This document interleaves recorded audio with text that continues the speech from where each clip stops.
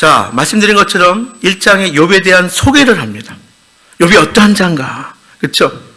자, 우리가 좀 이따 살펴보겠지만 욥은 정말 당대의 의인이다. 하나님께서도 인정하신 의인이에요. 자, 그리고 나서 이제 바로 어디로 무대를 옮기냐면 하나님 나라의 회의, 하늘나라의 회의, 한마디로 천상회의, 그렇죠? 이 천상회의가 이제 6절 소개하고 있는데 여기에 사탄이 거기 와서 떡하니 있는 거예요. 그러니까 천상회의에 사탄이 멤버는 아닐 거예요. 그러나 어떻게 거기 가 있는 거예요. 그리고서 또한 사탄이 욥에 대한 고발을 하나님은 2번이나, 우리 2장에도 나왔잖아요. 2번이나. 참 안타까워요, 사실은요. 전 욥기를 볼 때마다 참 곤란스러워요. 정말 쉬운 일이 아니기 때문에 그래요. 그런데 하나님은 이유를 모를 정도로 2번이나 사단의 시험을 허락합니다. 여기서 시험이란 하나님이 우리에게 하시는 그 테스트가 아니라 한마디로 뭐냐면 사단이 참소하게 하고 정말 망하게 하려는, 사단의 본질은 그거거든요. 그걸 허락하십니다. 그리고 이제 오늘 우리가 아침에도 함께 살펴본 것처럼 2장에, 자, 우리는 한 절만 보았지만 그 전반부에 우리가 보면 욥의 세 친구가 등장을 해요. 엘리바스, 벨다, 소밧. 그렇죠? 그러면서 자, 오늘 우리가 아침에 본 거기까지는 참 좋아요. 욥을 보자마자 위로하려고 왔다가 욥이 큰 어려움을 당했다 해서 소문을 들어요. 그래서 이 세 친구가 와서 위로하려고 하다가 말을 아예 하지를 못해요. 근데 제가 볼 때는 이게 진짜 위로예요. 옷을 찢습니다. 머리에 재를 뿌립니다. 말을 못해요. 너무 기가 막혔어요. 여러분, 우리가요, 누군가를 위로할 때 뭔가 내가 말로 위로하려고 하는데 사실 위로 안 돼요. 그건 제가 경험을 했어요. 저를 위해서 밤새도록 기도하시는 분이 와서 저를 위로합니다. 저를 너무나 아끼는 목사님이 와서 저를 위로합니다. 위로 절대 안 돼요. 그래서 우리가 오늘 아침에 함께 나눴던 것처럼 이 욥의 세 친구가 욥을 위로하러 왔는데 그냥 말문이 막혀버려요. 말문이 막혀서 너무나 기가 막혀서 옷을 찢고 머리에 재를 뿌리고 그냥 옆에서 지켜보는 거예요. 저는 여기까지 참 좋았다. 이게 진짜 위로다. 그래서 저는요, 이 욥기 2장의 전반부를 볼 때 우리가 누군가를 위로할 때 어떻게 위로해야 되겠는가? 어줍지 않은, 그렇죠? 나의 말로 위로? 아니에요. 그냥 옆에서 기도해 주시고 함께 해 주시고 같은 마음 품어주시고 울면 함께 울어주시고 그게 진정한 위로예요. 자, 이렇게 이제 3장부터 31장까지는 이 욥의 세 친구들이 이제 위로로 시작했는데 이제 대화를 시작하면서 뭔가 이상한 방향으로 이제 흘러가요. 막 책망도 합니다. 욥과 논쟁도 벌어집니다. 욥의 마음은 사실 기가 막히는 그런 상황까지도 사실은 치달아요. 그리고 나서 마지막에 등장하는 또 하나의 친구가 있습니다. 엘리후예요. 엘리후가 딱 등장해서 가만히 보니까 욥도 잘못됐고 이 세 친구들도 잘못됐다. 양쪽을 다 책망해요. 그게 바로 엘리후가 32장, 36장까지 이렇게 욥도 이 세 친구들도 책망하면서 엘리후가 이제 말합니다.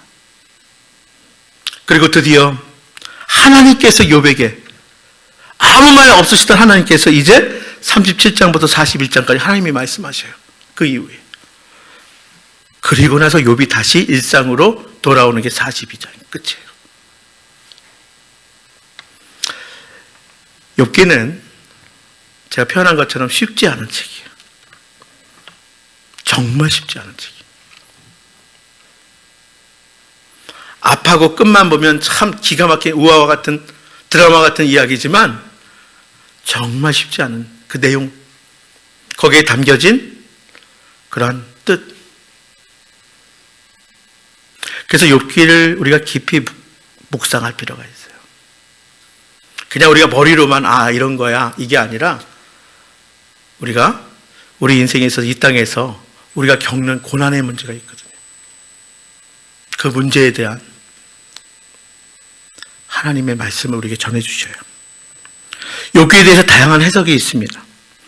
가장 보편적인 해석이 무엇이냐면 이런 해석이에요. 우리가 아마 이런 해석을 들어보셨을 거예요. 뭐냐면 인내함으로 더 큰 복을 받았다는 거예요. 인내에서 더 큰 복을 받았다. 그런 얘기 들어보셨죠? 또 욥도 고난 중에 감춰진 죄가 드러났고 하나님을 진정으로 만나서 깨달아 회개하고 복을 받았다. 이게 보편적인 해석이었어요. 근데 이거요, 여러분, 이게 오해고 속지 마세요. 그런 해석이 제가 뭐 아예 잘못됐다 이렇게 얘기하진 않아요. 근데 욥기는 그것만 이야기하는 것이 아니에요. 바로 이러한 해석은 기복주의와 인과응보식의 오해의 해석이라는 거예요. 인내했더니 갑절의 복을 받았다. 고난 가운데 자신을 정말 돌아보았더니 욥도 자신의 죄를 발견하고 회개하고 돌이켜서 하나님께서 복을 주셨다. 그래요. 저도 그래, 그럴 수도 있겠다. 근데 그걸로 이 욥기를 다 말할 수 없어요. 이것은 말 그대로 인과응보식이에요. 성경은 인과응보를 이야기하지 않습니다. 제가 누누이 말씀드리지만 우리 기독교, 우리의 신앙은 도덕과 윤리의 신앙, 그것을 뛰어넘는 신앙이에요.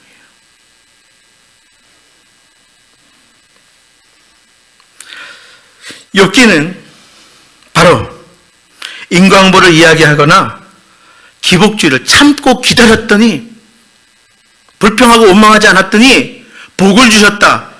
그것을 말하지 않습니다. 여러분, 욥기는요, 욥기 다음에 뭐예요? 시편. 그 다음에 뭐예요? 잠언이에요. 욥기와 시편과 잠언이 이어져 있어요. 저는 잠언을 말씀을 드릴게요. 욥기와 잠언이 매우 인접하게 편집되어 있습니다. 잠언은요, 어떻게 보면 아주 분명하게 권선징악, 인과응보의 지혜를 가리킵니다. 틀렸다는 거 아니에요? 그것을 포함합니다. 그러나 거기에서 머물러서는 안 돼요. 욥과 세 친구들의 논쟁이 바로 인과응보 문제 때문에 논쟁이 벌어진 거예요. 그런데 잠언이 아주 우리에게 많은 부분의 권선징악, 인과응보의 지혜를 가리켜요. 근본, 처음이자 시작 되시는 하나님을 바르게 믿고 행하면 복을 받는다. 그 복은 재물의 복, 건강의 복, 다산의 복. 이게 뭐냐면 인과응보의 지혜예요. 잠언은 그것을 분명하게 우리에게 말씀해줘요. 물론 자연의 법칙이 우리가 하나님께서 우리에게 주신 법칙이에요. 심은 대로 거둔다는 것. 어떻게 보면 인과응보도 포함되어 있어요. 그러나 거기만 생각한다면 우리의 신앙생활에 있어서 이해되지 않는 부분이 너무 많이 있어요. 죄인은 하나님에 대해서 무지하고 악을 행하는 자예요. 의인은 하나님을 알고 선은 행하는 자예요. 그러나 욥기는요, 의인이 고난받고 있음을 고발하고 있습니다. 권성징악, 인과응보가 이루어지지 않는 현실을 보여주고 있어요. 그게 우리의 삶 아닙니까? 왜 의인이 고난받는가 하는 이 질문 앞에 서게 하는 거예요. 왜 악인이 잘 되는가? 이 질문 앞에 우리로 하여금 서게 하는 거예요. 우린 욥기를 읽으며 묵상하면서 왜 의로운 자에게도 고난이 있는가? 하나님은 정의로운 분이 아니신가? 하나님의 공의와 정의는 어디에 있는가?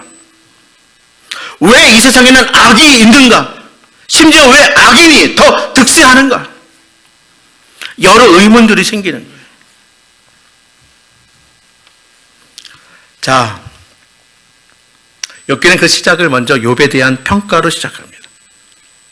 왜 욥에 대한 평가를 먼저 시작하고 하는지 아십니까? 바로 욥이 우리에게 주는 교훈을 우리가 묵상하며 나가게 하기 위해서요. 뭐라고 평가합니까? 욥은 온전하고 정직하여 하나님을 경외하며 악에서 떠난 자다. 여러분 1장 1절부터 이렇게 욥에 대한 평가로 시작해요. 어떻게 이렇게 완전한 사람이 있을까? 그러니까 하나님의 절대 의에는 물론 미치지 못해요. 그러나 욥은 성경에 평하기를 온전하다, 정직하다, 하나님을 경외하며 악에서 떠난 자다 이렇게 평가하고 시작합니다. 그리고 하나님께서도 두 번이나 반복해서 똑같은 평가를 하세요. 우리가 살펴보았죠? 1장 8절에 나오고 2장 3절에도 똑같이 하나님이 맞다. 욥은 온전하고 정직하고 여호와 하나님 내 앞에서 경외하며 악에서 떠난 자야. 하나님이 두 번이나 반복해서 하나님도 평가하세요. 한마디로 말하면 잠언에서 말하는 의인이에요. 한마디로 잠언에서 말하는 지혜로운 자예요. 그래서 욥은 1장에 보면 다산의 복, 재물의 복, 자녀가 우애하는 그런 복을 누리면서 하나님을 경외하면서 제사해요. 그렇죠? 욥은요 형제 우애에서 생일 때마다 아들들이 돌아가면서 형제들하고 잔치를 배설할 때마다 혹시나 죄를 범하였을까 그때마다 제사를 드려요. 정말 신실한 자예요. 그래서 하나님께서 말씀드린 것처럼 반복해서 똑같은 말로 확인합니다. 욥에 대해서 두 번이나 반복해서 같은 평가를 내리신 거예요. 그런 욥을 사단은 고발하는 거예요. 한마디로 뭐예요? 한마디로 말하면 1장 9절에 뭐라고 이야기를 해요? 사단이 욥에 대해서. 자, 참소하는데 1장 9절에 함께 봉독해 볼까요? 시작. 사단이 여호와께 대답하여 이르되 욥이 어찌 까닭 없이 여호와를 경외하리이까? 이거예요. 사단의 고발은 다른 게 아니에요. 까닭 없이 어찌 의로워질 수 있겠습니까? 까닭 없이 어찌 하나님을 경외하리이까? 여러분 여기에 쓰여진 까닭 없이 여러분 이것을 잘 붙들길 바라요. 이 까닭 없이 히브리어로 흰남이에요. 흰남. 그런데 이게 이유 없이 공짜 이런 뜻이 포함되어 있어요. 까닭 없이, 이유 없이, 공짜로.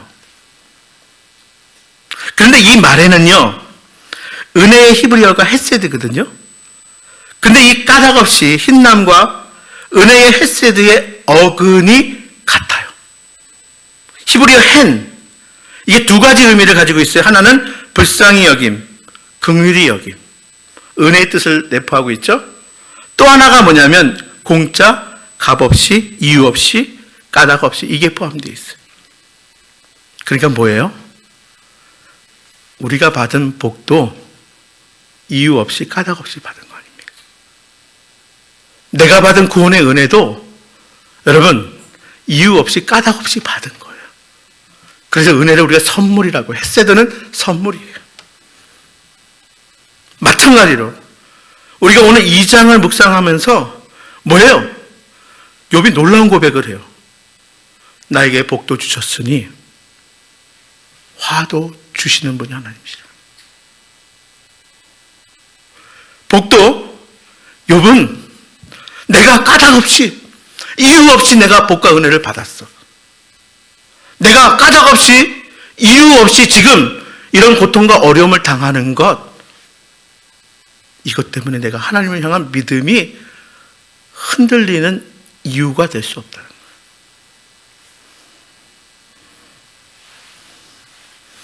여러분, 까닭 없이와 은혜가 같은 어근이라는 사실이 놀랍지 않아요. 사단은 그러나 뭐라고 이야기해요? 하나님은 아무 대가 없이 사람을 사랑하는데 사람도 과연 아무 대가 없이 하나님을 사랑하겠느냐는 거예요. 또한 하나님이 사람에게 주신 복은 사람의 어떤 행위에 대한 보상 아닙니까? 과연 하나님이 사람을 사랑하는데, 은혜 주시는데, 복 내려주시는데 하나님 정말 조건 없이 주십니까? 여기에 대한 물음이 정말 사단 당돌하죠. 진짜 악하죠. 어찌 사람이 까닭없이 하나님을 경외하리까? 하나님도 어찌 아무 까닭 없이, 이유 없이 그 사랑을 주십니까? 복 내려주십니까? 이걸 사단이 묻는 거예요.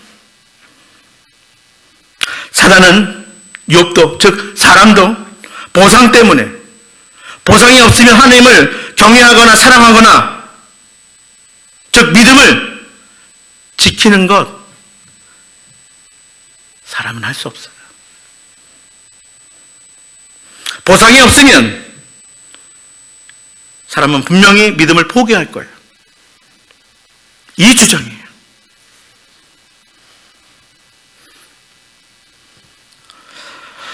여러분, 욥기는요, 잠언이 가르치는 사람의 행위에 따른 권선징악, 인과응보, 자연의 법칙이 제가 누누이 말씀드려요. 포함되는 그 이상의 가치예요. 그 이 땅에서의 지혜 그 너머를 향하고 있는 거예요. 다 이해되지 않아도, 다 설명할 수 없지만 하나님의 절대 주권과 하나님의 절대선에 대한 이 땅 너머의 지혜가 있음을 우리에게 보여주고 있습니다. 우리의 믿음은 그렇게 가볍지 않아요. 보상 때문에 믿음 생활하는 거 아닙니다.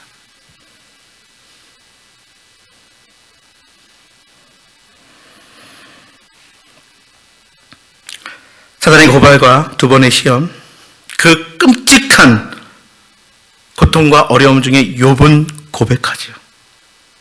1장 21절이에요. 저는 이 욥의 고백이 저와 여러분의 고백이 되기를 바랍니다. 21절이에요. 함께 봉독합니다. 시작. 이르되, 1장 21절 시작. 이르되 내가 모태에서 알몸으로 나왔사온즉 또한 알몸이 그리로 돌아가올지라 주신 이도 여호와시요 거두신 이도 여호와시오니 여호와 이름이 찬송을 받으실지이다. 아멘.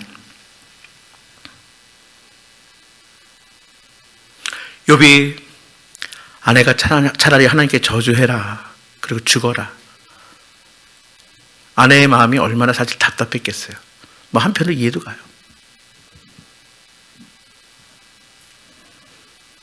근데 그 아내를 향해서 욥이 뭐라고 또 고백합니까? 2장 10절이에요. 우리 함께 봉독합니다. 시작. 그가 이르되 그대의 말이 한 어리석은 여자의 말 같도다. 우리가 하나님께 복을 받았은즉 화도 받지 아니하겠느냐 하고 이 모든 일에 욥이 입술로 범죄하지 아니하니라.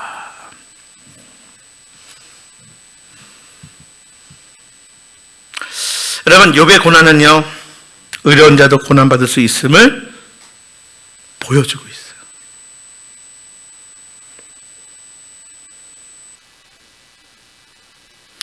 예수 믿으면 잘 되고 고난도 없어야지 교회 찾아오지 않겠습니까? 네, 일리 있어요.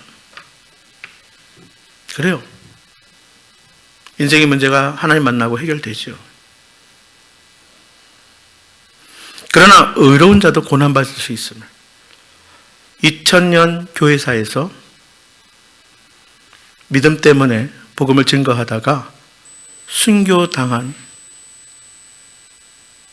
우리 주님의 제자들과 하나님의 사람들을 여러분 인과응보로 이야기한다면 여러분 뭐라고 얘기하겠습니까?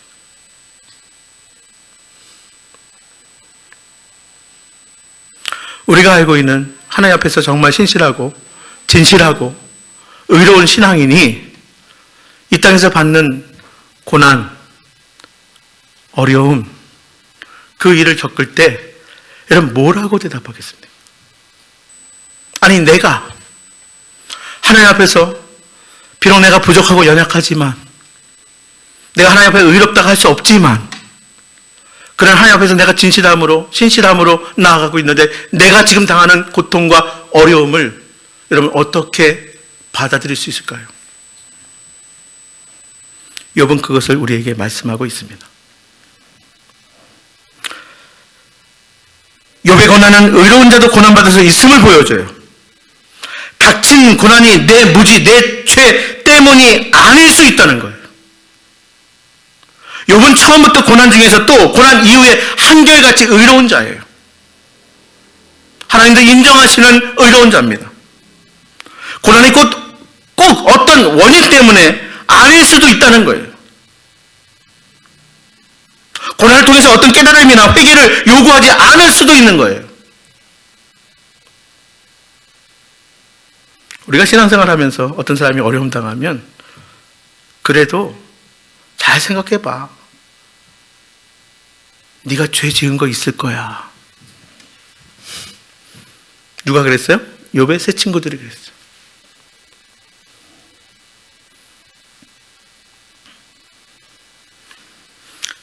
자, 우리 욥기 말씀을 통해서 우리가 더 한층 높은 신앙의 세계를 날아오를 수 있기를 바랍니다. 네. 하나님의 사랑은 까닭 없이 주시는 은혜예요. 우리도 그 하나님의 사랑, 대가 없는 사랑을 우리가 받은 자예요. 이것이 우리에게 뚫고 들어온 복음이에요. 이것이 우리가 소유한 믿음이에요. 다 이해되지 않고 이해할 수 없어도 우리가 받은 은혜요, 복이고 우리가 당하는 고난과 어려움도 다 이해할 수 없고 내가 참 받아들이기 힘들어도 우리가 하나님을 향한 믿음의 흔들림의 그런 조건은 될 수 없음을 다시 한번 확인하면서 주님을 신뢰하되 끝까지 신뢰하시고 하나님을 의지하고 의뢰하는 우리 복된 성도들 다 될 수 있기를 주님의 이름으로 축복합니다.